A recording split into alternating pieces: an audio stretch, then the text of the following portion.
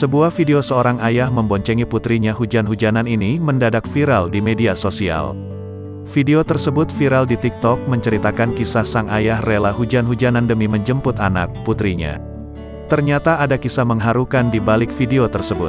Video viral di TikTok tersebut dibagikan akun Nisa Kern.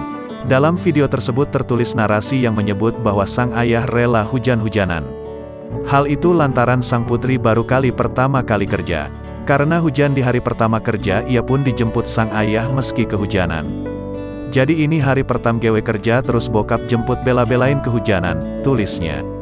Dalam video tersebut memperlihatkan sang ayah tengah mengendarai motor. Terlihat suasana di jalanan sedang hujan cukup deras. Namun, ayahnya tersebut tetap melaju.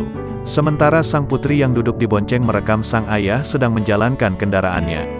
Sang putri pun merekam punggung sang ayah yang basah. Hujan terlihat cukup lebat sehingga tampak membasahi tubuh sang ayah.